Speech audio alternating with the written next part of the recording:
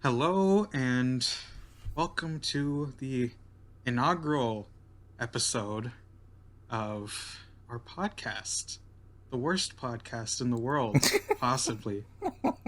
Um, I'm Nikki. I am Roxana. Ooh, Roxana, the full legal name. Yes, the full legal name. Well, not technically the legal name, but the online legal name. online legal name. Yes. I This is working title live action Remorse. Might change by the time this is uploaded. And oh, The pain it's begins. happening. The pain begins. I'm already regretting it. This is a podcast about Disney live action remakes. Yes. And we are a couple. We've been dating for about 2 years. Yes. And we love movies. Very much. And because we love movies, we don't like Disney live action remakes. And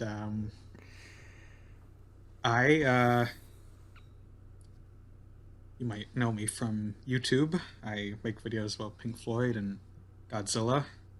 Is there anything anyone might know you from, Roxana? Old stupid videos where I had a Mind series in the works, and then I ended up not making it because reasons. I didn't have the equipment I needed, and I announced it too early. I've also written on Letterboxd. I have a decent following on Letterboxd, and what was the website formerly known as Twitter, until a certain horrible individual purchased it. You are a micro celebrity on X, the everything. I guess so. Nick Spheres follows me, so I guess so. Ooh. Matthew Zoller Sites follows me for unknown reasons. We had a Star Wars discussion, and it was the only Star Wars discussion I've ever had where I felt normal. Most of the people who are in the audience to follow you have probably already left for Blue Sky. I should probably remake my following. I should probably remake my following on Blue Sky if I can. Why don't you talk about the origin of this podcast a little bit? So, we decided to watch both Alice in Wonderland, like both the original Alice in Wonderland film that Walt Disney Studios created. It was the 40s, right? And 50s. 50s. It was the 50s, and we decided to watch both that and the 2010 Tim Burton directed pseudo sequel / remake / reboot, whatever that is, because it really we'll get to that later. It really is an outlier. And I was sitting there shortly after finishing watching it, and I realized, because we've been wanting to make a podcast for a while, what if we made a podcast about this absolute blight on American cinema? Because these things have made so much money. They've made more money than God for reasons that I can't particularly fathom.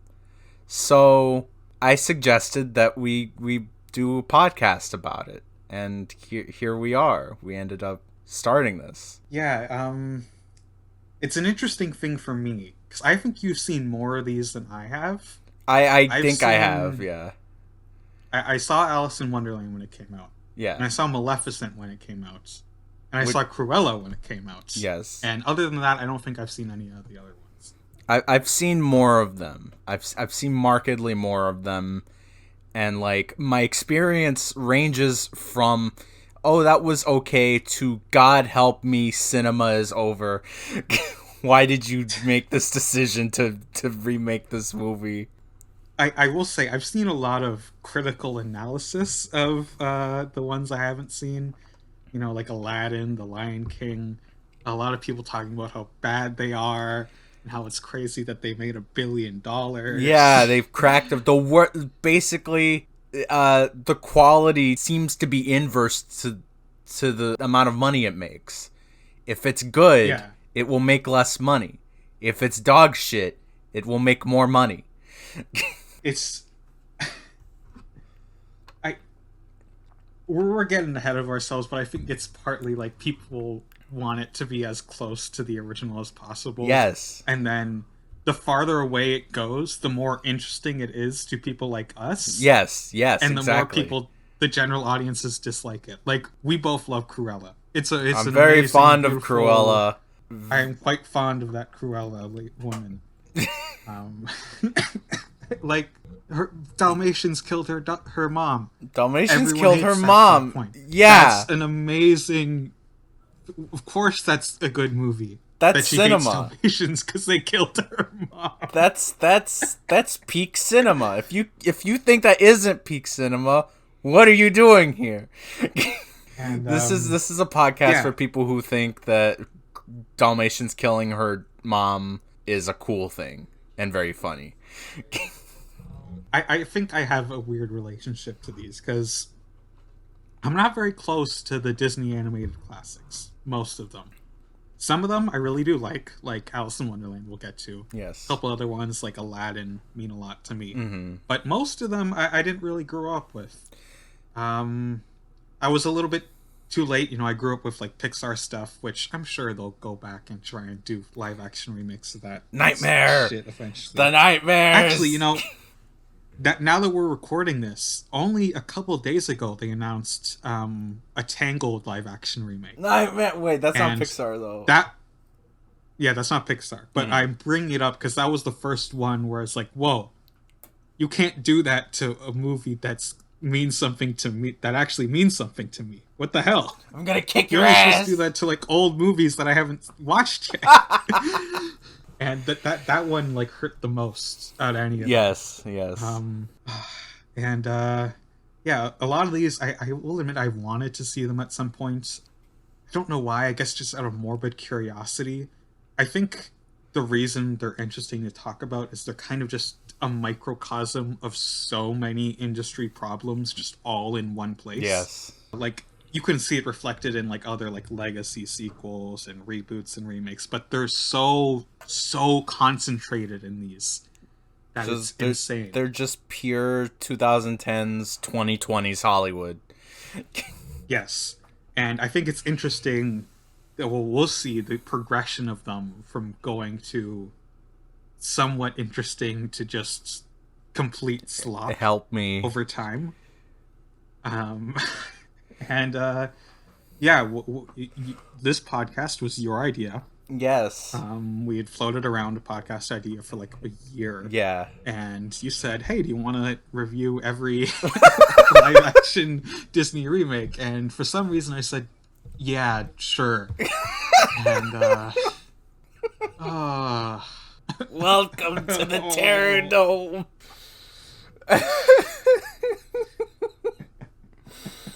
Oh god. this is gonna be fun. Oh, So a journey. the first film we're talking about is 2010's Alice in Wonderland. But Yes. before we get into that, we should talk a little bit about Alice in Wonderland 1951. Yes. I first watched this movie like 4 years ago. It was something like I call a compulsion movie. I think I've mentioned to you one or two times. I didn't click that like this would be an example of it. Some other compulsion, like it'll be I'm suddenly sitting down and think, oh, I gotta watch this movie, even though it's some random piece of shit, right? Mm-hmm. Resident Evil, Mila Jovovich, that was a compulsion movie. Right. Easter Parade, compulsion movie. The Phantom Menace, a compulsion movie. And I ended up loving all of those, even though they're not all like good. And Alice in Wonderland was one of the first ones for those. Just something about it interested me, and so I bought it and I watched it and I said, wow, that's a really good movie. It is. And I've watched it like one or two more times after that, and then we decided to watch it together a few weeks ago. And what do you think of the original Alice in Wonderland? I think it's just probably the most idiosyncratic feature release I've seen from Walt Disney Animation Studios, like from when Walt Disney was still alive. I can't. I'm not Hmm. going to say that about their shorts because I think several of their shorts are rather idiosyncratic and just kind of an odd sense of humor. I've seen a couple where I've joked that I would I would put like if I owned a theater, I would put them before the Lighthouse because I think Yeah. like I think some of them are genuinely just like strangely born of a hostility and irritation. And here, this Alice in Wonderland is just sort of that quality, but expanded to the features, which normally are a lot more. I'm not sure what the word would be, but I guess broader in their comedy and their tastes, I suppose. They're less wild. Yeah. I think, yeah. Yeah. I love this movie. It was not successful at the time. It came out in between Cinderella and Peter Pan, which were both huge successes Yeah. for Disney. And this was a flop. This didn't do well. It was pretty much always considered like a lesser of Disney property. Like when they drafted up a list of like, oh, here are the films that we'll never release on VHS because they're too valuable. This was not on that Yes. list. This was notably one of the first major Disney movies to be available on home video. It had a bit of a troubled production history. From what I've read, it was in development for like 2 decades. And this is what I believe Walt Disney wanted to do before he decided to do Snow White instead.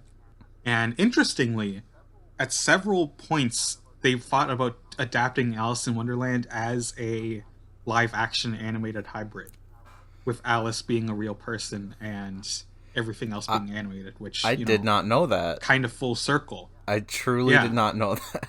And it goes back far enough that they thought about doing Alice with Mary Pickford as Alice. That's Oh, how jeez. that's how long this history of them, Wow. wanting to make this movie Wow. is. And yeah, eventually they made it. And this movie has 3 different directors, and when you combine that with how momentary like the novels already are, this is like a combination of both of them. It's an insanely Yes, momentary it's film. very It it's a is like series of one of the vignettes, really. most. And then this happened. Yeah. You could chop off like a bunch of these as just Yeah. shorts. Like the Walrus and the Carpenter is just, here's the movie stopping here. Watch this Yes, short. yes. But it somehow works as a whole for me. It's I think a lot of it helped by very good animation. Mhm. I think the live action reference shines through very Yes. well. Like they shot film scenes in live action and then use that for reference. Good voice performances. Ed Wynn Edwin. as the Mad Hatter is very good, and 2010 Mad Hatter, not as good as Ed Bane! Wynn. The Bane! Another thing that this has above the Burton version that we'll get to is it's so colorful. Very colorful. The colors are so beautiful in this movie. It's um I really love this movie. I think the songs are very good. I think Alice is a very good protagonist. I think she's just like active enough. She's, so all this shit's happening to her, but she has like just enough agency to it for it to feel like she's still the character leading the story Yeah. along. I think the ending is kind of bad. It just kind of like, oh, wake up, you're It just dreaming. kind of stops. And, They didn't know what to do. yeah, it just kind of stops. Yeah, which I understand with like the structure of the movie. There's no clean way to wrap it up. I like the courtroom scene that like precedes that, but I get why it's hard to Very the trial. tie everything. Yeah, tie everything. I wouldn't be surprised if that influenced the Not at trial all. sequence from the wall. I don't know what Gerald Scarf's influences are. But yeah, this is it's a movie that's very near and dear to me. I love it very much. I think it's massively entertaining. I think it's a little bit of a hidden gem in their older catalog. it's absolutely my favorite of the like Silver Age Disney movies. Because it's a great movie, and it took a long time for it to get its flowers, but it eventually did. And then they decided to bring it back. They decided to bring it back in 2010. Now, here's something I want to discuss before we even like get into the Burton movie: is should this movie even count for the purposes of the podcast? I think. I mean, obviously, we'd think it should because we're talking about it, but there is a real discussion to be had there. I think it does with regards to the notion of taking an older intellectual property and reviving it for the purposes of both like making immediate money, but also, you know, brand resuscitation. You know, we have this back catalog that we're not doing anything with, so we may as well do something with it because it exists and people remember it, and it helps sustain our brand. It helps us expand it and extend it, and you know, the language of unending expansion that is living in this. We live in a society. Now, you say keeping the brand alive, and that sparked a thought in my head, and I want your immediate reactions to this statement of this thought I just had. The Disney live-action remakes are the modern successor to the Disney direct-to-DVD sequels. Yeah. Yes, they are. They're more expensive, but they are. And like, could you imagine this movie as like Toon Disney's straight-to-DVD Alice 2 Return to Wonderland? Yes, absolutely. She fights the Jabberwocky. Yes, I very much could. Not that I watched those growing up, because, like you, I didn't really grow up with Disney as much of a presence in my life in the way that, or at least not through these movies, not through the animated canon. Yeah, we were a DreamWorks. DreamWorks. I will say we were, which are now getting into live-action remakes too. So they're getting into it too. I forgot. God, that How to Train Your Dragon's we're which kind of just seems they looked at their catalog, said which of these stars a human? Dragon, yeah. We're looking into that brand extension, friends. You know, you used to just make a shitty tie-in game and, you know, a t-shirt. You know, what happened to the good old days? Oh, it's happening. It's been happening for, how old's this movie now? Almost 15 years, right? It is almost 15 years. It wasn't summer. It wasn't a summer or a Christmas movie. It was like May, so it's gonna be 15 years soon. Oh God. Oh, why did we as a culture let this happen? This made a lot of money. It's a lot. I want to say to any younger people watching this podcast, we didn't know what we were doing. Okay, we didn't know what we were unleashing when we went to go see this movie. How could we have known? We had no idea. I do want to say, in regards to if this should count, Tim Burton says that he does not see this version as either a sequel to any existing Alice film, nor as a reimagining. Which is kind of weird. What is it? What is it, Tim? I don't know what it is. Because it's clearly what is it? set in a world where some version of Alice in Wonderland happened, which is notably not the book version, because there's 2 books, and the original film is a composite of both of them together, which this is clearly based on. And this is clearly supposed to be a follow-up to the animated version. But now I'm wondering if the sequel to this live-action remake should factor in, or if we're just keeping it simple here. Oh no, we're doing the sequel to this. We're doing we'll do Alice Through the Looking Glass and Maleficent too. When we get to that. We'll just go in order. Yeah. This does have a couple book only characters like the Jabberwocky and the White Queen who weren't in the animated movie. So you could kind of make it's an argument it's its own canon, but this is kind of a weird beast of a It film. You know, this is like what we're talking about with like the progression to like full slop. This is at least like its own weird kind of corner of a universe. it's an odd thing where a number of its failures are the failings of people making decisions and not the failings of a massive corporation trying to get ahead of every single criticism that could potentially be levied against it. Yeah. Am I genuinely supposed to believe that Edwin Mad Hatter had his whole village burned down Oh, and then he got PTSD? he's got Jabberwocky PTSD. Here's a little question. What do you think the budget on this one is? I want to say like 120 to 150 million. 150 to 200. 150 to 2. So you're just a little bit underballing. Damn. How much do you think it made at the box It office? made like 1.2 billion dollars. Yes, it made $1 billion. Made one- Not 1.2. Just- It didn't even break one. It was like 1.00. Right, because this was before cracking a billion was a thing that anyone would feasibly shoot for, because Avatar Yeah, had only just come out like the year prior. You should note that like this was like one of the first billion grossers. And we're all worse And, for it. That's so crazy, right? Like, I mean, I know I watched it, but like, what? How did that happen? How did that happen? We're not even accounting for like home video release, which was still very much relevant at the time. Yeah. I don't even know how much that is.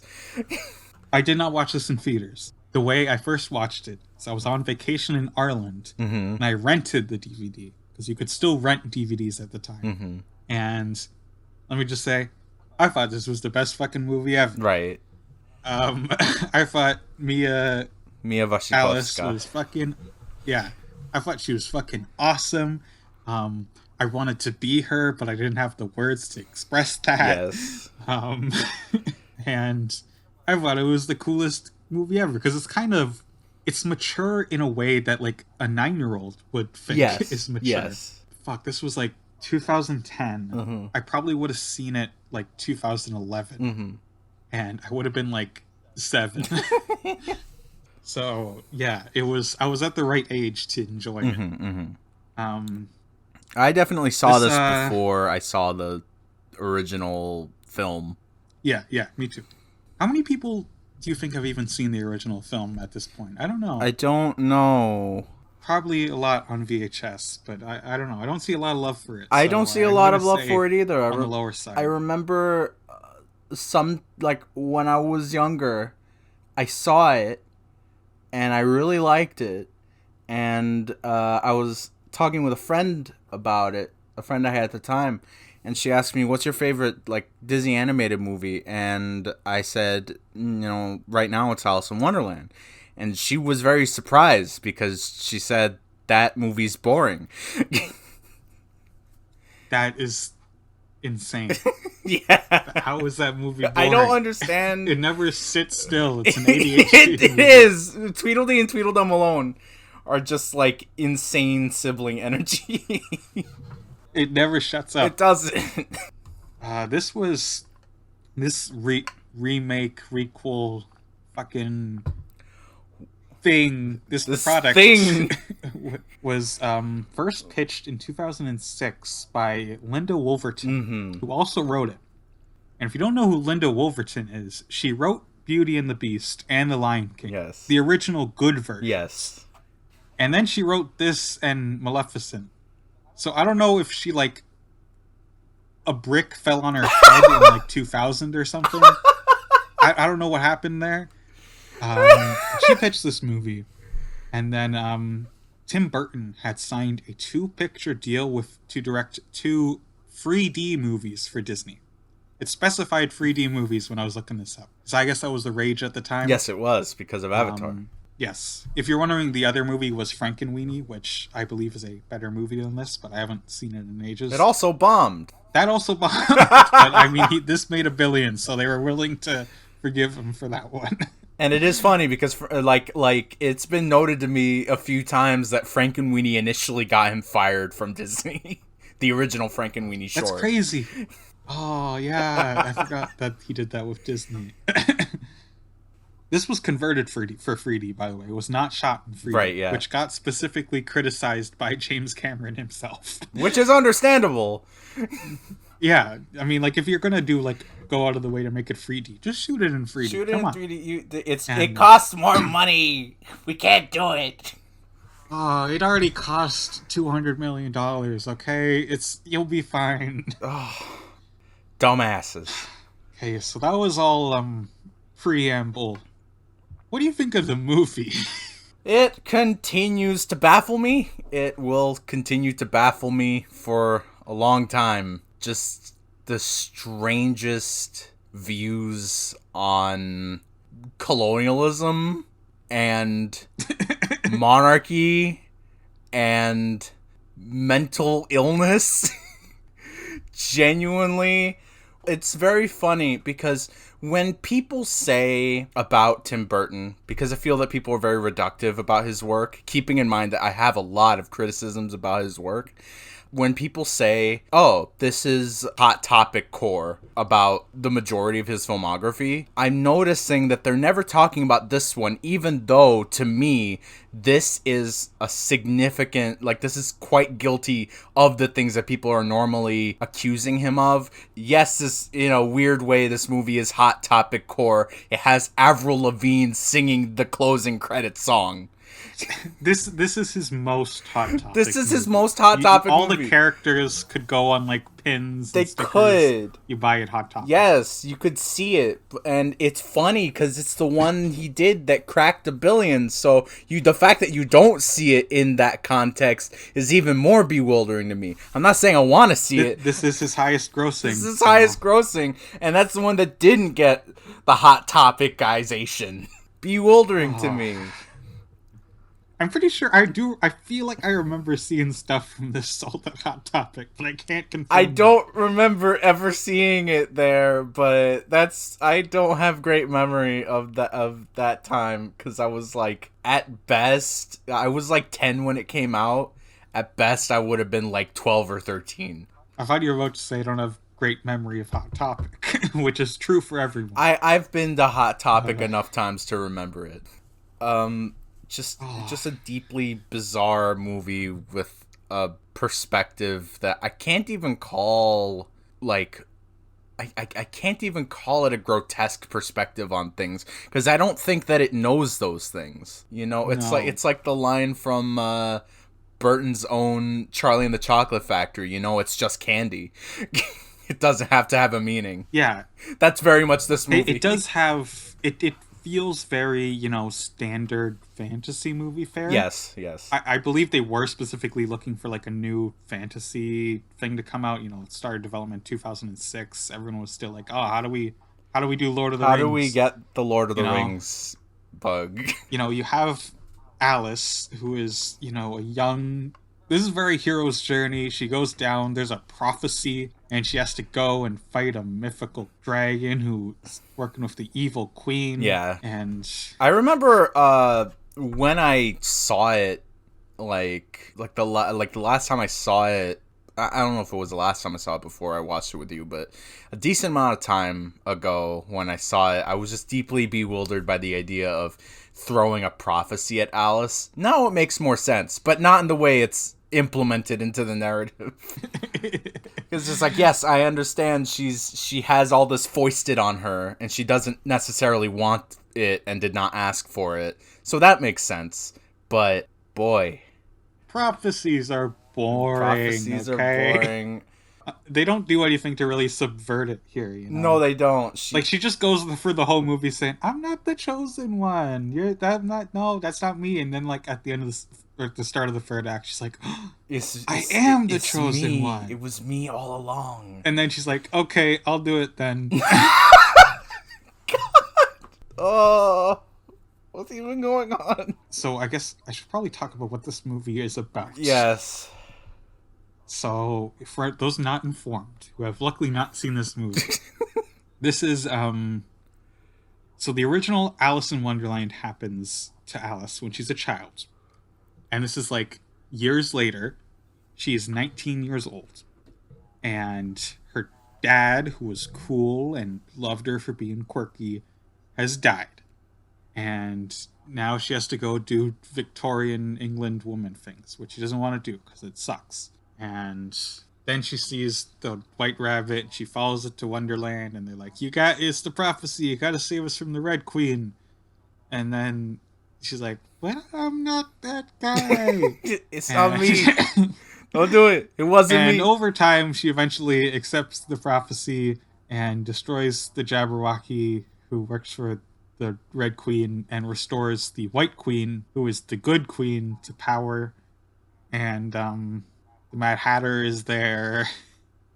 The Mad Hatter is there. Caterpillar that smokes weed. The Mad Hatter is there is a very good way to describe his implementation into the narrative of the movie. I'm trying to remember what he does other than be there. He hides Alice from the guards. Yes. He almost gets executed. Yeah. I don't know if he really does all that much to advance the plot directly. No, which he doesn't have to necessarily. I mean, I guess that's more true to the whole nature of the initial film adaptation, that he doesn't necessarily serve a purpose. But the problem is that the movie doesn't really give him that space to just be, because so much of the movie is dedicated to its very traditional fantasy structure. So it doesn't really give him the space to just be and just have this vignette exist on its own terms, because it doesn't get to exist on its own terms. Yeah. Let's talk about Alice. I like Mia Wasikowska, or Wasikowska. Yes. Her arc in this movie, I like it on paper. I like it on paper. Where, she starts out, she's depressed of the very oppressive Victorian society. She's, has her own wants and dreams, but they've been stuffed down. And then eventually she learns that, I don't give a shit what anyone else thinks. But I have a couple problems with the execution. First of all, at the start of the movie, it already feels like she doesn't give a shit what anyone else thinks. Yeah. And so it's kind of weird. I would have had her be more, I guess submissive would be the word. Subservient. Mm-hmm. She gets clearly, kind of an arranged marriage, and she's like, but I don't wanna, and then she runs away to Underland, and it's that's her putting her asserting something in a Victorian England already. Yeah. And then she goes down to Wonderland, and I don't know when the fuck we're gonna talk about this, but I need to talk about this. There's a twist in this movie that's such a bad twist that I didn't even realize it was a twist. It's not a twist. She doesn't remember that she was in Wonderland before, but she kind of does. I think she thinks that it was a dream, and then eventually she's like, "Oh, that was real." And she's like, "Oh, I am the Alice that you guys have been talking about the whole time." It's a terrible twist, because you're I'm like, "Oh, I didn't even realize that she wasn't aware of that." I knew this already. We all knew this. Everyone knew this. I think it's trying to be "Oh, I remember when I had childlike wonder and, all these dreams that got snuffed out of me." And that's her, push to finally, get back into the fight and go kill the Jabberwocky. And then at the end, she comes out and she's like, "I'm gonna be a sea captain like my dad, and I'm gonna establish a trade route to China. I'm gonna colonize the lands. I'm gonna colonize the lands. Chinese people. I'm a British person going to establish trade routes in foreign countries of different ethnicities.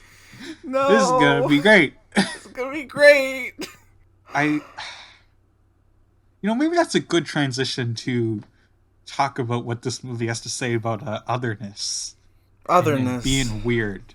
it's the kind of you're talking about, like, this is the epitome of what a lot of people criticize about Burton Yeah, unfairly, yeah. but here it's completely fair Yes. in that it's here the otherness is cool unless it's the bad kind.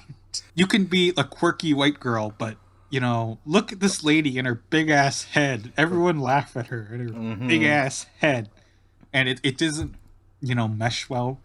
Bewildering, as I said. I do often think about Burton's sort of depiction of otherness a lot. I do criticize a good amount of it.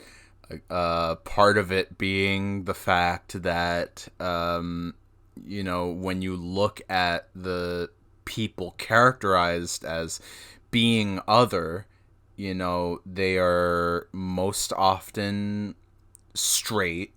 I don't think, as I think I might have stated in the past, I don't think Tim Burton knows what a trans person is. Honestly, Um, I don't want him to know. It'd be so we offensive. don't need him to know. Um, Don't tell him. don't nobody tell him. Nobody tell his ass. The ways in which people of color are represented in his world, particularly black people, are slim to nil. And given comments that he has made on that very subject, saying something to the effect of they don't fit his aesthetic, I will criticize this to the day I die as someone who is fond of a good amount of his filmography. When we look at the people that he's framing as othered, we're looking at the vision of someone who was growing up in like the 70s in what was clearly a very buttoned down suburb, and he really liked horror, and he was really goth, and he really liked Vincent Price, and people looked at him funny. I understand that what he has historically told stories about stems from that very personal feeling of a feeling like an outsider in a place where people are just very quite incurious.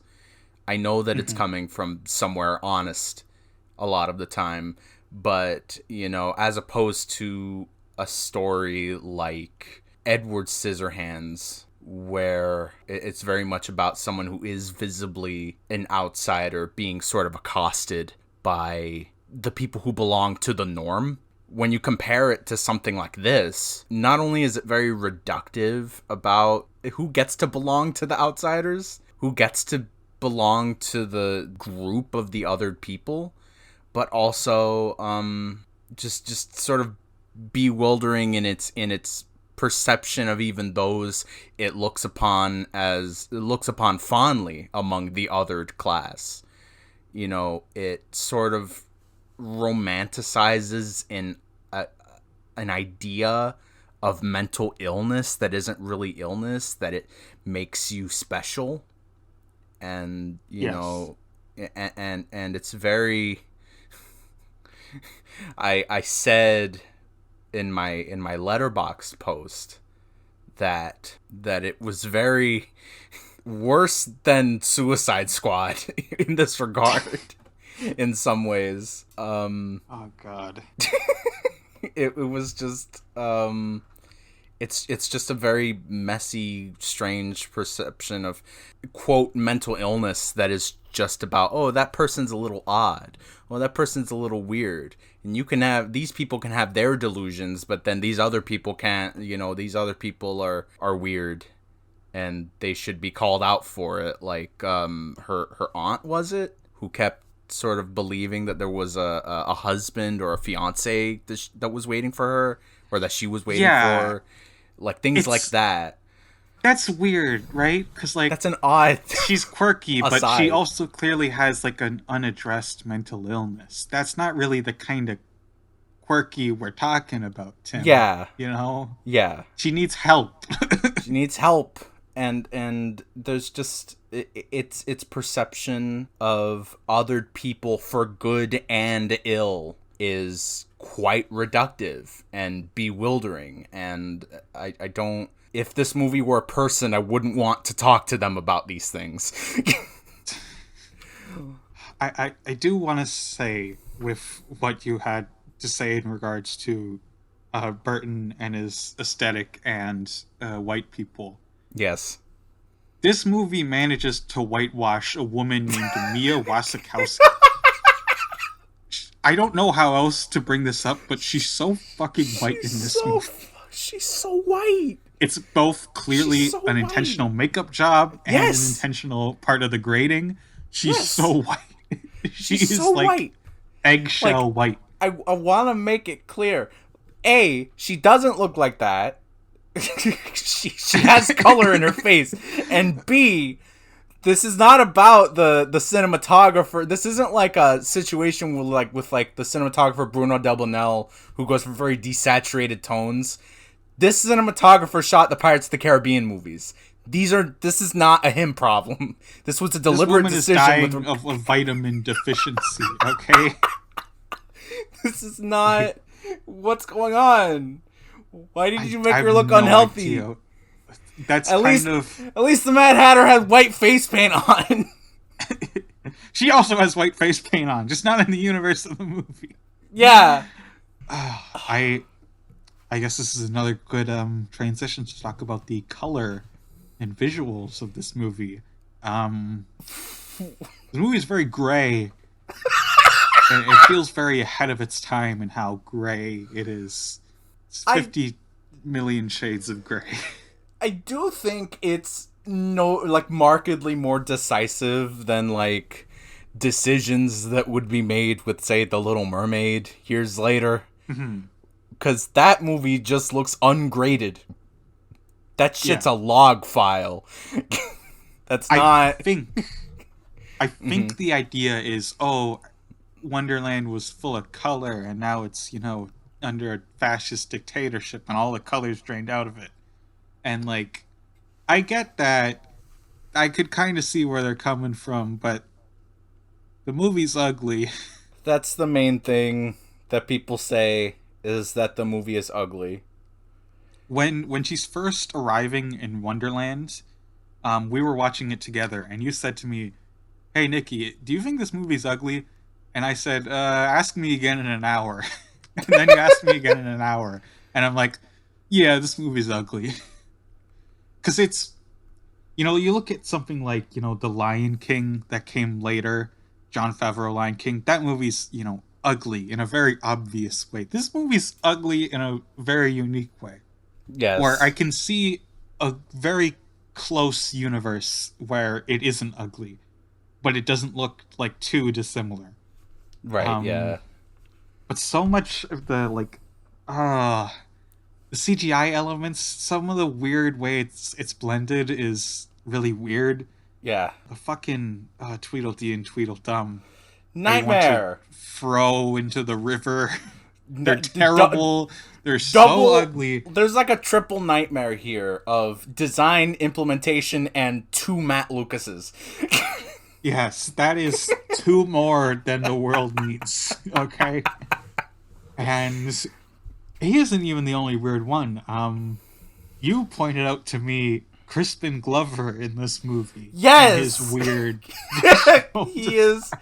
Okay, yes, he is wearing a green suit on stilts, and his head is pasted onto the digital body that they recorded the reference of in that green suit, and he looks like a rubber man. Yes, I want to rubber man. Be clear, just in case it hasn't gotten across. The head is the only real thing. The head is only the only live action element of his entire character, which is bewildering because, as you said when we watched it, you could have just made his lower half digital. Yes, he's not a weird fantasy creature. He's just a man tall. He's just a tall man. There is no reason for you to not have his legs be computer-generated construction and his upper half to just be a practical suit. And I don't know why. I don't know if they were concerned about the weight of it while he performed on stilts. I don't know if they were concerned about, the cost of I don't know. I actively do not know. I haven't heard anything about it. I've seen all the footage that there is of Crispin Glover walking around in that green suit. I don't understand. I will I read the Wikipedia for this movie. I don't think that was mentioned anywhere. Mm-hmm. So yeah, it's I know, you know, a visual effect like that is complicated. Yes. First of all, you could have just hired a tall guy, but let's move past that and say you needed Crispin Glover for this, okay? You could just need Crispin Glover. You Javier know, Botet was said no one working. ever. And there had to have been a better way to do this. There had to have been a better way. Goes for a lot of decision making for this entire movie. Yeah. With regards to sort of the overall visual design, like, I want to say that, and like, I don't know if I'm reaching here. There is an illustrator whom I know Tim Burton is fond of. He literally has an office in his house now. His name was Arthur Rackham. And he did, like, the famous illustrations for Alice in Wonderland were illustrated by John Tenniel. Those are the designs that people most know, like Alice in the Pinafore, and, you know, wearing the blue dress, and, you know, all the designs that people know aside from Disney's, like the Disney, Walt Disney Animation Studios designs. Yes. Rackham's designs, I mean, Tenniel's designs are the ones that are well known. And if you look at Rackham's art direction, like at his illustrations, you have a very limited palette, like more than what is typically thought of with Alice in Wonderland, like the Disney Alice in Wonderland. Yeah. It's a limited palette. You know, she does still wear like the blue dress in the movie, but she has a lot of outfits in this movie. Yeah. Most of them are just, oh, we need to have her wearing something underneath because she shrinks and grows a bunch. But This did win costume design at the Oscars. Colleen Atwood And art being direction. crazy. That, wait. I don't know how it won art direction. Art direction? What the fuck? It won the Oscars for art direction and costume design. And, yeah. Very flashy. The Academy loves Colleen Atwood. Gives her a nomination every other fucking time she's nominated. I mean, every other time she does a movie with Tim Burton, because he lets her go crazy. I genuinely think that there might be an attempt to at least lightly evoke the sort of limited, somewhat pastel shades of like Rackham, but I don't think it works. I don't think it works. No, it's not. I just don't think that style fits Wonderland. You can't take, you know, you have a good designs and you have a good style, and that doesn't mean they're gonna mesh naturally. Yeah. You know, there's very good concept art for the Disney movie. I forget the name of the woman who did it, but you look at it now and it's beautiful. It's very purposefully visually busy, and there's this clear art style. It's very angular.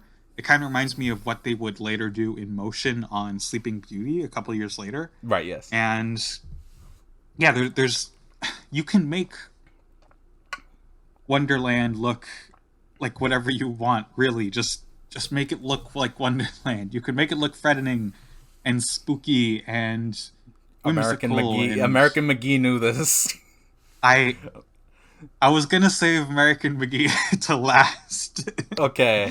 But yeah, it's such a it's ugly in a way that's very unique. I will reiterate that. Ugly in a way that is very unique. I feel like every problem with this movie visually is like just wrapped up in a ball in the form of the Mad Hatter. Yeah, we've talked about Crispin Glover, and we've alluded to the Hatter. Do you want to talk about this cast a bit more in depth, and specifically that character? This cast overall is strangely stacked. It is one of the most stacked casts I've seen out of not only one of these live action remake, quote remakes in this case, but also Tim Burton's career, which is funny because he directed Mars Attacks. I am incredibly, insanely mixed on this cast. I think I've said already, Mia Wasikowska, love her. She's very good at as She being is good. Alice. She does. She does she's do a good good performance in job. this. She's not the problem.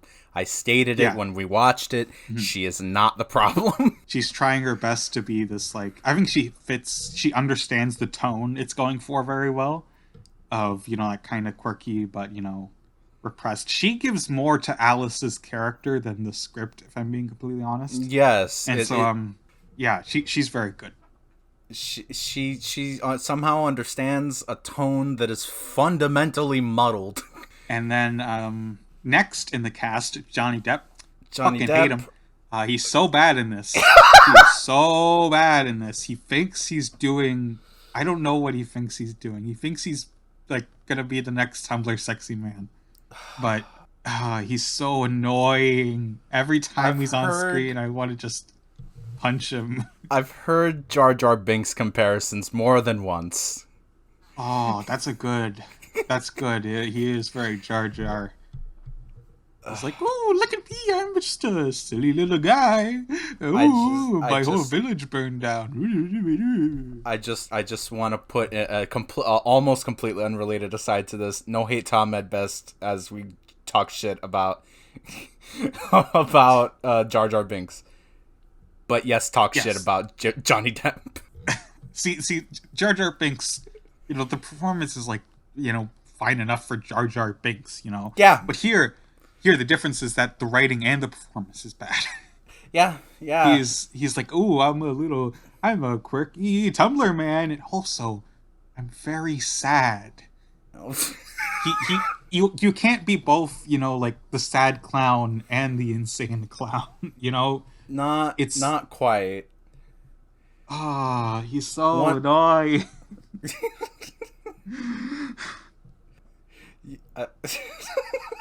It's his, because I know a couple things. I know that Burton designed his whole look himself. There is concept art of this Mad Hatter that Burton drew himself. I've seen it. You can tell that they both spent a lot of time really developing the character together, but you can spend a lot of time developing a dog shit airplane. It's still gonna crash. It is poorly engineered. He is, and not only is he representative of the aesthetic problems, but also the overarching tonal problems. Everything that has been mentioned beforehand, earlier, everything that's been mentioned, it applies to him. It applies to, he is the source of a lot of the strange representation of mental illness. He is representative of the strange tonal swings that don't work at all, either because they're sort of half committal or they go way too far in the other direction for a work that doesn't seem to make sense for it, especially with this aesthetic. The aesthetic and the tone don't mix, where he's sort of like a rainbow gothic kind of entity. Yeah. While also being very oddly grim and dour in a lot of ways. I don't know what his Scottish accent switch is about. I don't know why he has two accents in this movie. He feels like a parody of a Burton protagonist. All of this, that quirky Edward Scissorhands kind of thing. Yeah. Where I'm quirky, but I'm sad. It's funny because, Edward Scissorhands doesn't even have that problem, and people remember it as having that problem. This has that problem. Yes. My review for this movie on Letterboxd is... I'll read the whole thing. We were talking about how annoying and bad the Mad Hatter is in this, and how he's in so much of it. And my girlfriend said, they really thought they did something there. And I think that kind of sums up most of the problems of this movie. If you would prefer, you could instead say that it insists upon itself. They build up the goddamn futterwhacking so much, and then you actually see the dance, and it's some Pee-wee shit from hell. they thought the Hatter was going to be like the next Jack Sparrow, which I think is part of the Depp casting. I don't think it's just because, it's Burton, let's get Johnny Depp in there. I think it's also like they want to coast on that like charm. Yeah. That the when was Black Pearl? Black Pearl was 07. 2003. Wow, that's... Oh, wait, no. Black Pearl was 03, and then the last one was, like, 07, I think. Okay. Yeah. World's End was 07. So this was 2 years after that, or 3 years after that. 3 years after the last in the trilogy, and a few years before they did On Stranger Tides, I believe. On Stranger Tides is 2011. Oh, so a year before. They were already like, we gotta get this guy back in the Disney mines. We gotta get him in. Where's our money? And he wasn't making their money. No. And then he became a liability. He's the worst part of this movie. I'll just say it. Oh, wait. He is the worst part of this movie. You could, see, that's what's interesting is because he is so representative of the problems that the movie has, he effectively doubles the problems that the movie has. Because... yeah. If you subtracted him, it would be much more tolerable in that regard. All of the issues that this movie has, he doubles them through his mere presence because he is subject to them so much. Yeah. He's the only thing on the poster for this movie. It's just him his face, looking his at big you ass into your face. soul. I forgot. How did I forget? There's no Alice on the poster. There's no Alice on the poster because she wasn't like a really big actress, which I do appreciate. I do appreciate that they got someone that wasn't like super big to play Alice. Yeah. That probably explains why the cast is so stacked. And I don't want to spend the whole time talking about Johnny Depp. Yes. And how annoying he is and how he wants to be, I think teenage dream. I think we've gone a lot into why he's broken. Next on the cast list that my very mixed on cast list, Anne Hathaway. Anne Hathaway. I like her in general. I like her in this. I think she is also understands the tone. She understands the tone. It's just like sort of like macabre whimsy that she gets. It's just like, this is the only person that I believe actually lives here, for one. This is the only person I believe, yes, this is a person that is shaped by living in this madhouse. Like, she's very precise in her decision making and very theatrical because she's clearly theater girl in a lot of ways. Yes, I would say that is kind of, you want a theater-ish, I forget what the word is for acting of the theatrical. Theatrical, there you go. A very theatrical kind of acting is what you would want from a performance in this. Because it should be a very theatrical kind of movie. It should not be a very grounded kind of movie. Because it's Alice in Wonderland. Again, another one of the problems. It's like, I mean, not that it looks grounded. It doesn't look fucking real in the slightest, but it is sort of shooting for... I don't know what you would call this, but it's not quite as... to reference the movie, it doesn't have as much of its muchness as you'd expect it to from Alice in Wonderland. Something's wrong on this tonal register. Yeah, but she's pretty good. I think her character is stupid, but she's just there. She's just that's there. That's a whole different problem. We need to replace the bad queen with the good queen, and why Monarchy. Is she the good queen? Because she's nice. Monarchy. Monarchy. Help me. Don't question authority unless it's the kind of authority I don't like. Don't question the good authority. Don't think about that. Like, be weird, but be the good kind of weird. You know? Excuse me as I banish my sister with a tall man. Yeah, speaking of her sister, next on the billing is Helena Bonham Carter, who I don't like in this movie. It's sort of funny because we're just talking about the theatricality necessary to make this function, but shut up. Just stop screaming at me. Stop screaming. Like, there's only... Because that's the thing. You can't confuse theatricality with sort of a limited... Like, she only has the one trick.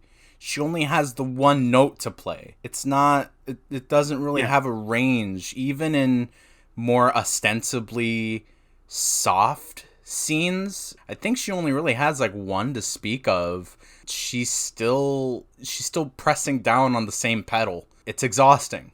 I think exhausting is a good way to put it. Like, it kind of reminds me of I don't know if you've seen it, Robert Altman's Secret Honor, where No, I have not seen. I'm not gonna get into like too many specifics, but Philip Baker Hall plays Richard Nixon, and he is flooring it for an entire performance. It's like an hour 20 something, maybe. I think, I can't remember, because it feels very long, because it's a very exhausting performance.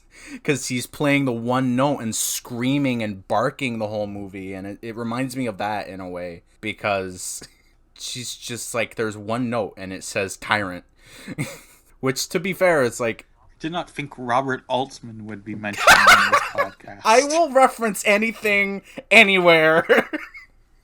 If I find the opportunity, I will.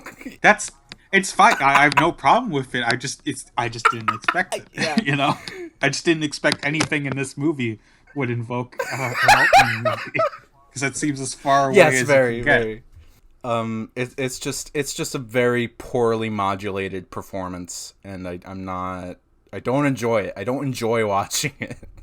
I feel like for this kind of over the top villain, you need to be a villain that like the audience enjoys watching. Yeah. You know?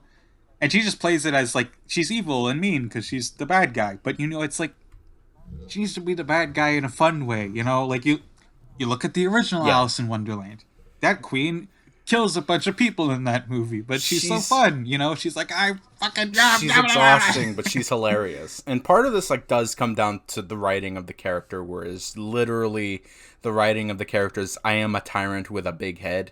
And it's just like, okay, so what tonal variations do you have on that one? Like, how many permutations do you have on that one idea of I am a tyrant with a big head? And the answer is none. There's none in the writing, so there's none in the performance. And meanwhile, when you watch the original movie, she's, you know, she is a tyrant with a big head, but she's very petty. She's very prone to falling for really any kind of flattery that you throw at her. You know, she's kind of just like a large brat. She's a large child who is it's very easy to get what you want out of her as long as you give her what you think she wants. There is a little bit of that in this movie. I'll defend it there, of her, you know, immediately succumbing to Alice's flattery in the garden. She surrounds herself by a bunch of yes men, which is even Crispin Glover, who like secretly hates her, sucks up to her, and she's like, "Oh, you're my fucking. You also have a weird ass head. I love you." Yeah, you know, that moment, that scene is kind of a broken clocks thing. You know, when she's playing the I don't know what sport she was playing. Was it cricket with the flamingo? It's not called croquet. Croquet. She's playing croquet. She's playing croquet with the flamingo, and you know, it's like, okay, this is the only. This probably should have served as a greater indication of the tonal measure that was necessary, because it's fun. It's like, oh, she's a giant brat, and this makes her a dumbass. It's just like, well, it's right there. The tonal answer is in this scene, but instead, most of the measure is just like redlining it into screaming and like high pitch. She's just very shrill and very frustrating to watch. I don't have fun. It feels strained. It feels strained on her part. It feels like she's not having very much fun. Yeah, it's... Exactly. It doesn't feel like her heart's in it. I don't think it's a good performance. And I can't believe we haven't mentioned it until now, but the big-ass head looks terrible. It does. It looks so bad. It does. It doesn't look good. It looks like... I made it, you know? It looks like a big head mode in a PS1 game.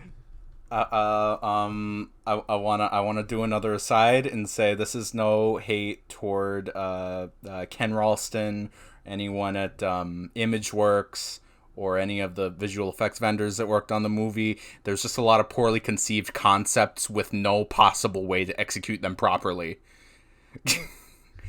Yeah, Like, that's fair. there's a lot of bad ideas in this movie. And next on the cast list, because I want to talk about all these people. Because Okay. again, I am very mixed. Some of them I think are great. Some of them I don't. Yeah. Crispin Glover. I don't like him in general, but I don't really like hate him. He's just kind of like I don't really like him. I like me personally, where it concerns his performances, I am very fond of the work of Crispin Glover, I must admit. And I, as someone who likes his work generally, I gotta say, he's just not fucking weird enough. Which is That's strange true. to He should be say. weirder in this. It's strange to say of Crispin Glover, who will make the strangest decisions you've ever seen at the drop of a hat. He will do it. You know. Well, he can't do anything because he's just a head. He's just a head. What are you supposed to do with this? I would love for him to put some physicality in there, but he literally can't. He can't. He's on stilts. He's not a professional with the stilts. What are we doing? What do you think of the part where he tries to kill the queen because he'd rather kill her than be exiled with her? It's actually funny because I was watching something earlier and I don't even remember what it was anymore. Like this was earlier today, and all I suddenly heard was Crispin Glover screaming, "Kill me! Kill me!" And it's just like, oh god, this is how I feel right now. He's just like, "Kill me, please." It's just That wasn't even acting. I wouldn't be surprised if you were just like, oh god, I'm working for Disney, I'm hamstrung. Cause like, I'm a head. I'm a head. What happened to my life? What happened to my life? Like, I don't know if you've seen the Charlie's Angels movie that he's in. But No, I have not. it is, I feel like it is, I fucking love that performance. Because it's just the strange thing of like, what if I played, like, if I say like a like sexy creep, that probably evokes a probably specific image, but it's like I don't know. It's like he's just out there being like this really intense assassin who sniffs hair and throws scissors at people, and he's really fucking weird, and it killed me when I was watching it. I had a blast watching him, and I don't know where that energy is here. I'm really, I don't know. I feel like he is also tonally limited, but not for the same reasons. He's almost underselling the space that he's in, because he feels like he's phoning it in, because I think he is. I think he is phoning it in. I think he's here for the paycheck. He's very... gotta love that Disney money. He's very post-Hollywood at this point, because if you keep in mind, this is probably his most high-profile role in a long time at that point. Because he... Yeah, so he was just kind of like... Because he is annoying. I'm not going to deny that. The things, like... Asking Robert Zemeckis why is he not in Back to the Future Part 2, and he's like, because he was asking for things we couldn't possibly give him. He was being crazy. We couldn't give him any of that. Oh, actually, his last big Hollywood performance was in cinematic classic Beowulf 3 years earlier. Beowulf! So, write that down. Beowulf! He's Grendel. Beowulf! He's Grendel! I forgot he's Grendel. I still haven't seen it. Yeah. I haven't seen it either. Great movie. Shout out to Dylan. Shout out Dylan. Shout out Mr. Wolf. Stephen Beowulf. Stephen Beowulf! But yeah, that's my overall conclusion on Glover, is that he's really he's really phoning it in and is clearly just like whatever about what's happening here. Um, Next in the cast is Matt Lucas. There is not He much to say. is Matt That Lucas. he's Matt Lucas. Like to be clear, the only things I'm familiar with regarding Matt Lucas are literally this movie, and I guess he's on the Great British Bake Off or whatever it's called, and that he's apparently an asshole. Yeah, I remember like wasn't really familiar with him, and then like 2 years ago, my dad calls me down to his room. He's like, "Oh, you gotta watch this. This is the funniest show ever." And then he shows me a clip from Little Britain, and I have to sit there and watch clips from Little Britain for 20 minutes. And I don't laugh once, and it's just painful, and I hate the British.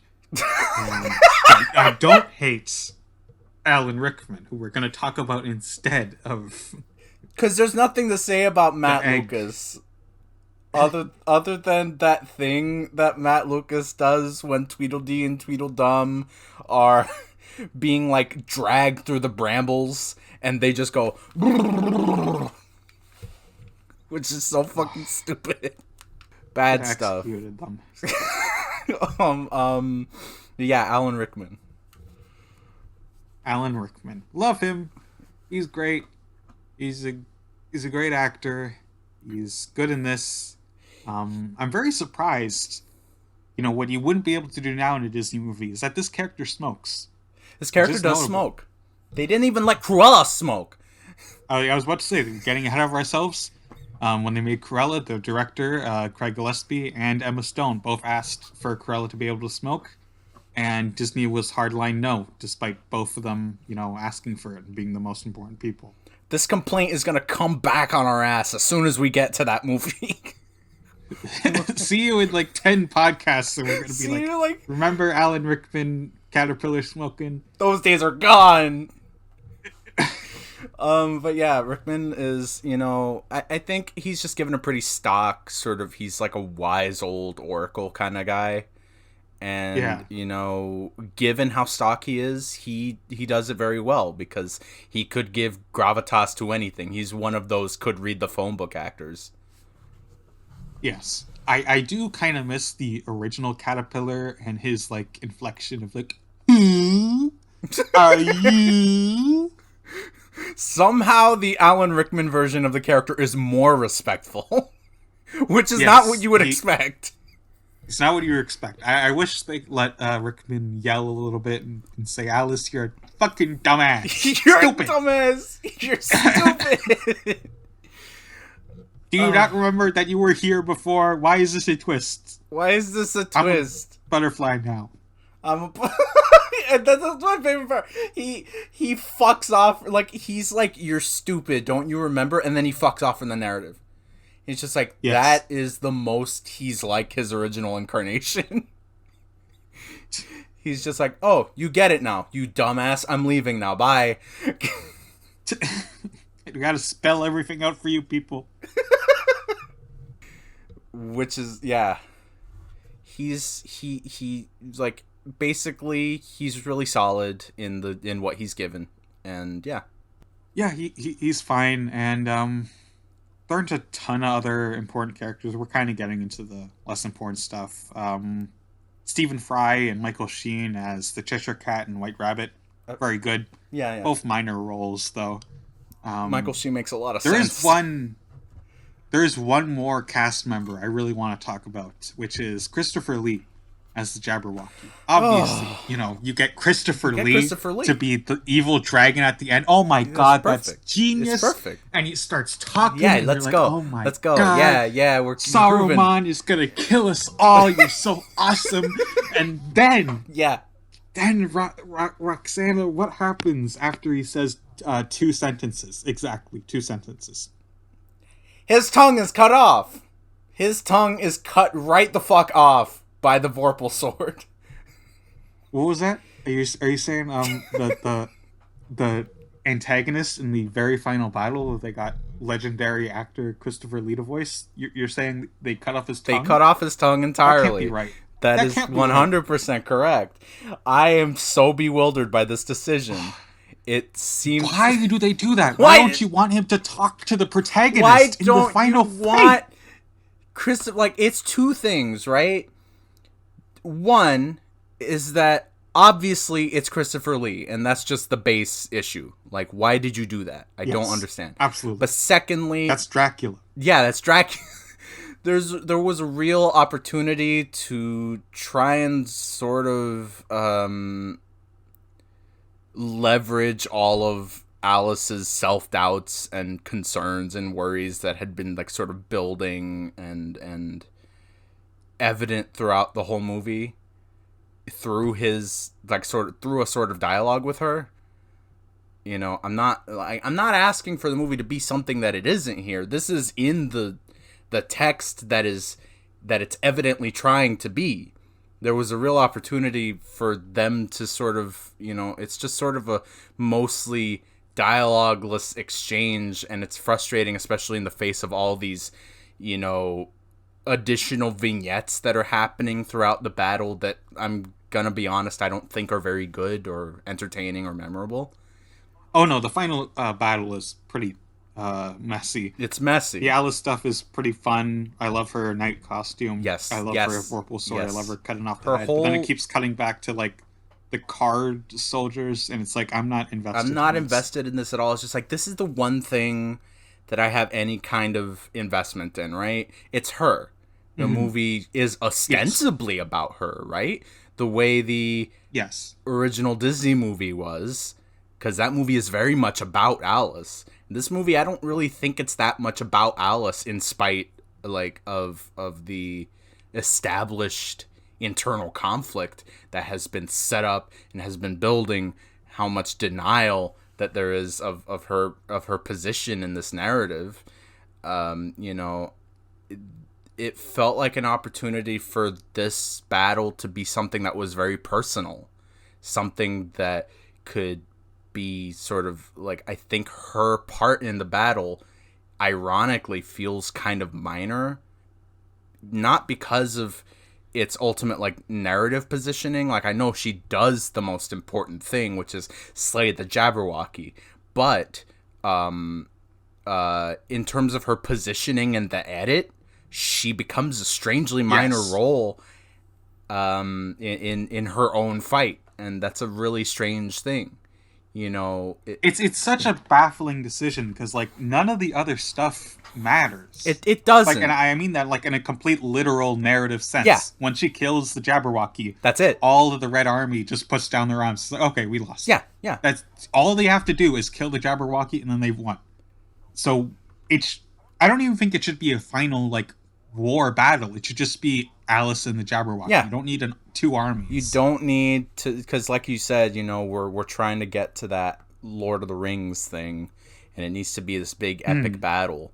And it's just like, I swear, if you scaled down and focused in on what this movie was ostensibly actually about the whole time, you could have walked away with a finale that was, you know, that actually functioned a lot more than it ultimately does. It's with the Christopher Lee thing. If I'm giving it like insane benefit of the doubt, Yes. you know, maybe her cutting off his tongue is supposed to be like, oh, I don't care what other people have to say about me, so I'm cutting off your tongue. But like, It's very even if it was just anticlimactic. yeah, it's very anticlimactic. Even if it was just like they're fighting and he's like, you can't defeat me, you're just a girl. And she's like, no, I'm a girl boss. And then she cuts off his head. That would have been better. That literally would have been better because it would have been something, you Yeah, know? you need I don't know, there's no structure in the decision making and of the final battle at all. It's just sort of this, it's really just this formless mass. I Mhm. don't think I think it just kind of, it doesn't slowly, it's not like incrementally moving up. It's just kind of, and here's a bunch of stuff, and the causal relationship between the things that are happening on the site of the battle is nil. It's just not. There's no, Absolutely. yeah. Yeah. It's just, I genuinely think, like, I've had a lot of qualms about sort of Burton and Chris LeBenzon's editing, like, for a long time, but this is honestly a pretty egregious example of those problems, and I think those problems are fundamentally in sort of the scripting stage of things, you know. Yeah.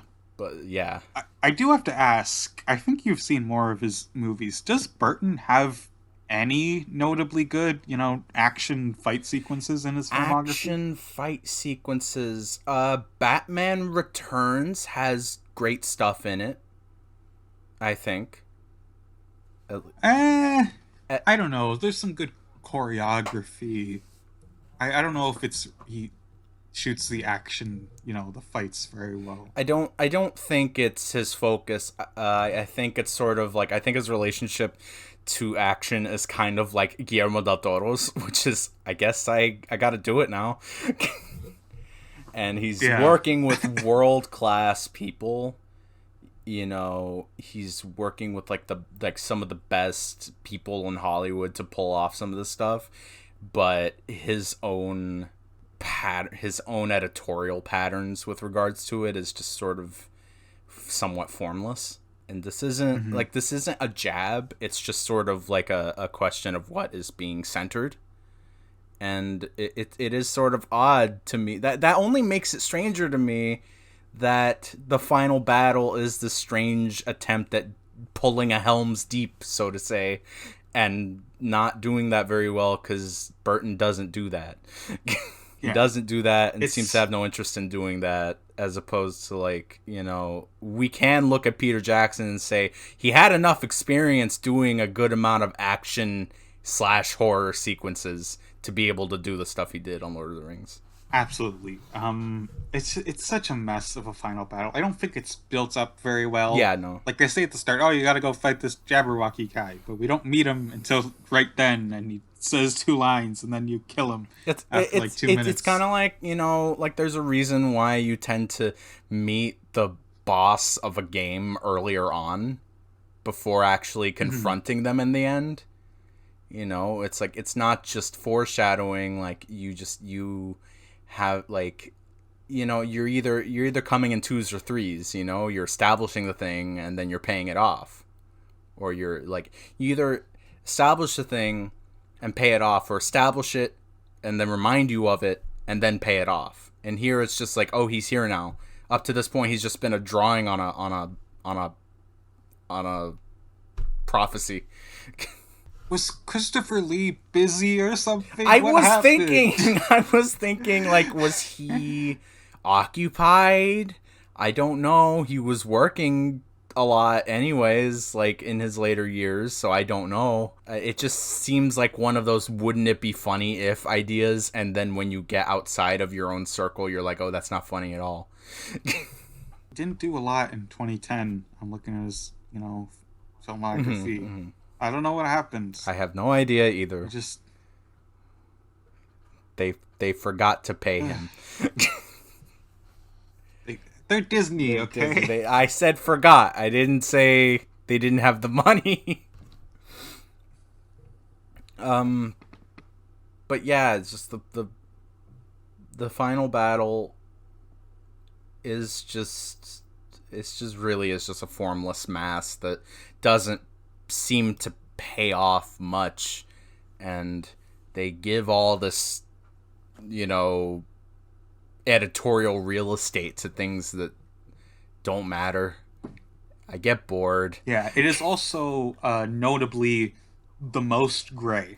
It is the most gray. This is a progenitor to Endgame.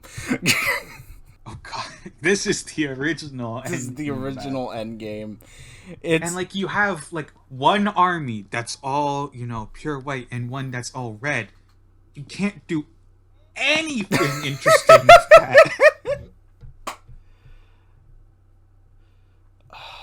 Oh Christ. Uh, Um. Yeah. I just don't get it. yeah, and then she kills Christopher Lee, and Mad Hatter does a Fortnite He does a dance, Fortnite dance. He does the flutter whacking, which again, and as I said, has. everyone said. Mm-hmm. I think they wanted that to become a meme. That's a They conspiracy got that it was a forced the meme. forced meme. Were we there yet? Were they processing the presence of memes in I the think culture? I think they were. It was 2010. It was right when memes were hitting the mainstream. Right, yeah. The Rick Roll. The people. The memes of the movie. I can't name memes by year, but like the great classic memes of 2010. The great classic memes of 2010. Dancing Mad Hatter. Dancing Mad Hatter, the flutter whacking. I've seen the footage of the guy they got to do the dance, and I'm like in the behind the scenes thing, they give like a whole like little segment to the flutter whacking, and I'm like, what did you guys think you did here? I want to ask someone what they thought they did here. They thought it was really funny that the funny character does a funny dance. It's that Pee-wee shit from hell, and I dislike it greatly. Every time, I'm going to tell you something, every time I've watched it since I made my Letterbox post, every time I've seen it, I have to shut my eyes during the flutter whacking. I cringe. I cringe so hard. It's embarrassing. It's like CIA torture. CIA they torture. Keep your eyes open and make you watch the flutter whacking on loop. You did Ludovico my ass during the flutter whacking. I see. Like the thing is, like 5 minutes later, when like Alice comes back to the real world, and she does a little flutter whacking, to tell people to go fuck off. That's like mildly amusing. Yeah, because to see her do it because she's like so like grim and serious all the time. Yes. But you get the clown character to do it, and it's like, help me. It's like, okay, it's not fun when he does it. It's not. I'm not just saying that because the character is annoying. I think even if it was, a better done character, I just don't think it would be that, amusing. When his fucking head spins. Oh god. So many weird heads in this movie. So many weird heads in this movie, and it's like, look at our state-of-the-art visual effects, and it's just heads doing weird things and looking funny. Tweedledee and Tweedledum, where their head is their body. This was the blueprint for MODOK and Ant-Man and the Wasp. Jesus fucking Christ. Oh, Jesus fucking Christ. Another I only bring that up because it's another Disney movie. Oh god. This was the blueprint. Blueprint. Give us this. This is the blueprint. This is the blueprint for the next 15 years of film. It's funny you joke about that because I feel like I can see the future at the time, like retrospectively. I can see the future of Disney in this movie, and it's not great. Right. It made $1 billion. It made $1 billion, and we're all worse for it. How did it make $1 billion? I guarantee. I guess the marketing was good. I remember that. I remember that. Didn't they put the Avril Lavigne song in the marketing? They might have. Maybe Avril Lavigne was just that powerful in 2010. Maybe. I think she was. I think she was still that powerful. I just. That's why they got her for the One Piece movie. They got her for the One Piece movie. I forgot.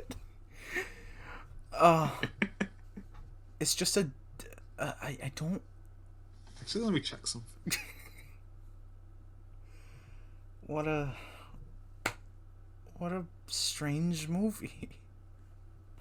Okay, One Piece films the movie where Avril Lavigne sings a Nickelback cover over the credits. She does do that. Was 2 years after this. 2 years after this, they knew. Maybe this served as inspiration. Maybe Oda saw this and said, "This is how I sell One Piece to an international audience. And if this doesn't work, then I'll go to Netflix." He went to Netflix. What a strange film. It is strange in so many ways, in ways that I struggle to give voice to. I will read from my letterbox post about the end on just the general narrative, just to explain it, like state it more clearly. I find a great distaste in the plot being good monarchy versus bad monarchy narrative as a metaphor to help grant the soon-to-be married-off daughter of a colonialist the agency to continue her father's work, even though it railroads her into becoming a pawn in said narrative, just like she becomes by continuing said work, therefore utterly unraveling the primary theme of the story. I think that is sort of, like, I think that sums up a lot, where a lot of the movie is about destiny, defying it, but ultimately falling into its patterns in your attempts to defy it, which would be an interesting thing, but the movie does not seem to process that this happened in the first place. It doesn't seem to process that as something, like, as a failure of any kind. It doesn't seem to process it as something that is fucked up or tragic in any way, because there's no space for that in this movie. And I you know, Alice in Wonderland is like sort of a text about growing up, and if so, then this movie's notion of growing up is outright horrifying and frames that as a good thing. We live in a stupid world. We live in a Disney society. Don't say that. I don't want to live in a Disney society. I don't want to either, but this is where we're at. Let me out. Let me out. Let me out.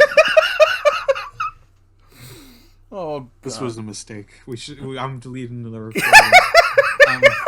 I'm throwing my computer at the bottom of the lake. Bottom of the lake with Tweedledee and Tweedledum, played by Matt Lucas. Yes. I'm just like, get ready for a wild ride, kids. Tell them Large Marge sent you. Bad decisions. Just bad decisions all around. And it made $1 billion, and we're still suffering for those decisions that even Tim Burton himself seems to regret making. Because as he said after making Dumbo, that he would never work with Disney again. Yeah. But that movie didn't make $1 billion. That movie didn't make $1 billion is the important part. They probably said, get your ass out of here. You didn't make $1 billion again. How dare you? We don't want to play with you. We don't want to play with you anymore. It's just a toy that looks like Tim Burton. See, I'm looking up Dumbo now. 170 million budget, 350 free box office. Oh, Christ. So, not profitable. Not profitable. Well, maybe just barely profitable. Yeah. Not profitable enough to keep his ass around. And that movie failed, and then they said, oh, it was Tim Burton's fault and no one else. And now Edward Scissorhands is owned by Disney because they bought Fox. That's... We'll get to Edward Scissorhands' legacy sequel one day. We'll get his son, Edward Scissorfeet Jr. Edward Scissorfeet Jr. Yes, though his name was Edward Scissorhands Scissorfeet. Now I don't know. Now I'm just thinking about that. You're not supposed to think about it. Now I'm just thinking about that fucking commercial they did with Timothée Chalamet as Edward Scissorhands. That's just terrible. Is there anything else we have to say about this? About this insane movie?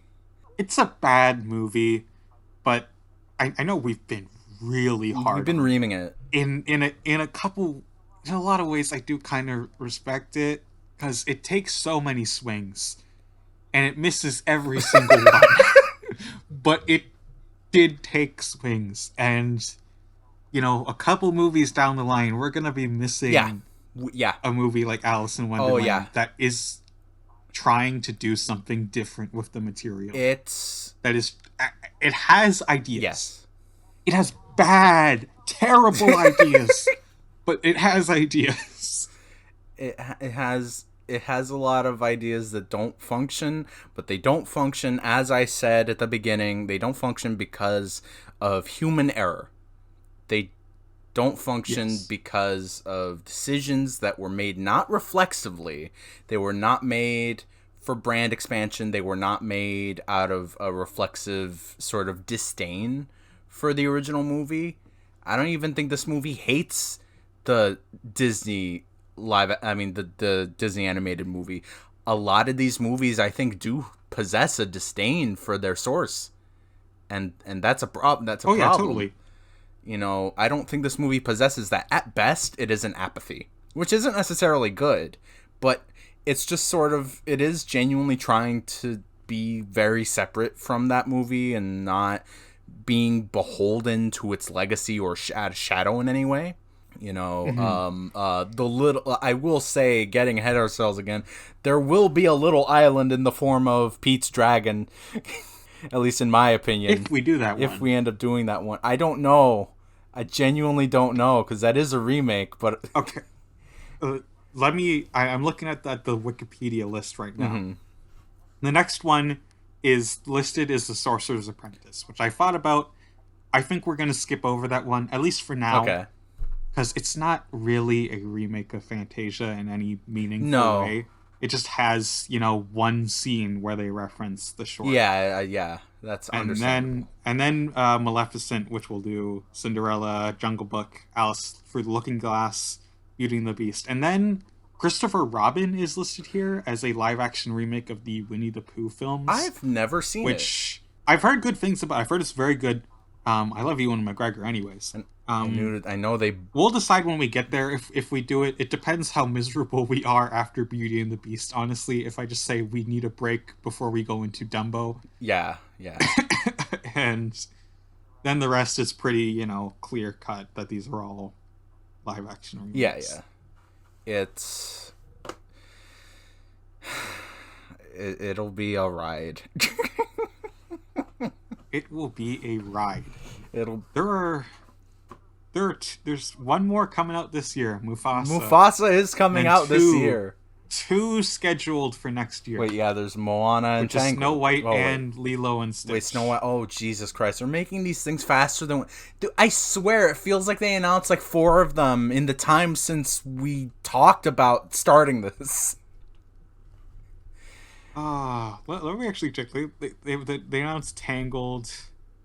Yeah, there's probably other shit that isn't like specifically Disney, but we'll see. We will cross. I will say, if we do get to the end of these, I want to go back and do some adjacent movies. Yes. Maybe we'll even do some stuff that is in the same vein from Disney, like Oz the Great and Powerful. Oz the Great and Powerful. I am really curious about talking about that one, because it flees my mind every time I see it.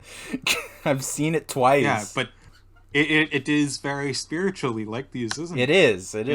It's very much trying to cash in on the legacy of the MGM film, even though... Yes. We'll do that when Wicked Part 2 comes out. Wicked Part 2. What's it called again?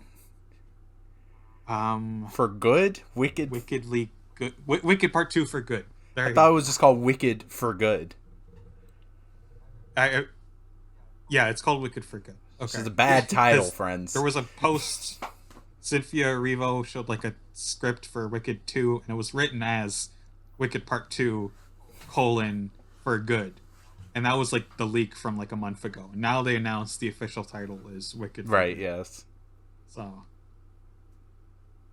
yeah. So that's something. There's a lot to look forward to. And by look forward to, I mean cry about. There's a lot to fear. I've as stated at the beginning, I've seen more of these than you have. And the idea of you watching some of these is just... very funny to me in that sadistic way. Like, I think I said this to you before. Like, you pitched this, and I'm like, oh, yeah, sure, even though I don't want to. And this was, like, 2 weeks ago. Mm-hmm. And, like, every couple days, I'd just be sitting there, and I'd think, oh, man, I'm going to have to watch this movie. And then a couple days would go by, it's like, oh, I forgot they made a fucking Mulan. Oh, I'm going to have to watch that. Oh, my God. Oh, man, I forgot they made a Pinocchio. I'm going to have to watch that. Watch Pinocchio. You're gonna have to. I forgot they made a Dumbo. I'm gonna have to watch that. They have just There's so run through their back hat. They've been sprinting so hard, and they're running out. You know, you look at the upcoming projects like Snow White. No one gives a fuck about that movie. The Aristocats is like the most desperate one. Questlove's in the house. Questlove directing the Aristocats. Oh God! And there's Robin Hood, which I mean I know has fans, but can't be that valuable on IP. They're trying to cash in on the furries, maybe, assuming they don't fuck up the designs like hell. Oh, it is not going to be. They're not going to get a furry to design. That's the problem. That's the problem. It would be so good if they got a furry to design it, but they won't. They won't. If they find out you're a furry, then they take you out back. They take you out back. They drown you in the Disneyland moat. That's what they take you out back in honor of the things that Walt Disney said about gay people. Yeah, when he said those things, he meant also furries. He meant also furries. He meant them together. Yes, exactly. It's bad. It's been. We are at the beginning, assuming we can do this and get through this and do it healthily. We have a long landscape ahead of us. The landscape's at the bottom. The horizon is in the It's boring as shit. If you get that reference, you're cool. You're cool. It's interesting how we've been talking for almost 2 hours, and it feels like, despite how massive the cast is, it feels like nobody's in the movie. Yeah. I mean, that's the thing. I've been thinking this for a while. I keep thinking we glossed over so many things. We need to go back and talk about this. We need to talk about more. And I look at the time on my recorder app, and it's almost 2 hours. And I'm thinking, okay, we have to have covered all the. I do just want to mention one more thing. What the fuck is up with the bit with all the people wearing the fake giant stuff? Like the fake giant boobs and the giant chin, the giant ears, you remember? And then they're exposed for being fakes and not really being giant people. Well, first it's a fetish. Jot that down. I don't know whose fetish, but What? Wait, what here is the fetish exactly? Wearing fake prosthetic long bits. I'm sure it's someone's. Big nose. I'm sure it's someone's. It's Tim Burton's. It's Tim Burton's. Look, that man is a freak, but I don't know. That's what's funny about all of it. I want to state this as crystal clear as I can. In spite of everything that has been said prior, I still think that his ass is a freak in a good way generally. He's a little. He needs to be more. He needs to be more. He needs to work on that. His best. I think he's starting to work on it with Beetlejuice, but he needs to get more. He's got to get back to it. Mars Attacks is pure freak shit. That is pure weirdo shit. That poor man. He should have been born gay. Should have been. Oh my god. The world, the world. If Tim Burton was gay, and it's just that Utopia meme, but it's in black and white. True. Tim Burton's Megalopolis. That would be terrible. Don't wish that upon anyone. Don't let that man make a Megalopolis. I want it very much. You don't know what you want. I know what I want. I know what I wish to unleash upon the world. But yeah, I don't know what that whole bit with the fake prosthetic giant bits was about, and I feel like it further undermines the ideas about the other. Like, what does that even mean? That the metaphor breaks down violently at that point. So the queen has a lot of pride in her big head, right? Yes. And so all these people in her court have big noses and big boobs and big foreheads. And it's real. Oh, they're all fake. They're all fake. And so, it's supposed to be funny. I think is the purpose. Yeah. But it's not. It's not very. It's not funny at all. It's just kind of baffling like everything else in the fucking movie. Oh, But yeah, I think that covers everything of note. I think so. Oh god. What a strange world. What a strange world, what a strange movie, and like you said, we're gonna miss this by the time we get to later entries. We're gonna miss these days. We're gonna miss it like almost immediately, I think. I've heard Jungle Book is not bad. I've seen Maleficent and I like it, but I think that might just entirely be casting reasons. There's fairies in it. I don't know. That movie also has weird heads on fairies, but it's performance capture, so it's a different kind of uncanny. I went to that movie and then I got weird head from a fairy. But that's a story for another day, which maybe we'll talk about on the next episode. Yes. Thank you, anyone who listens. Yes, thank you very much for listening to us for, well, I don't know how long the final edited time will be, but it'll be at least 90 minutes. Yeah. So Thank you very much. I hope you enjoyed us. Yes. If you are outraged that we aren't covering The Sorcerer's Apprentice immediately, feel free to let us know. Any, questions, concerns, we'll answer in the next episode. And, yeah, this has been fun. Yes. Bye-bye. Goodbye.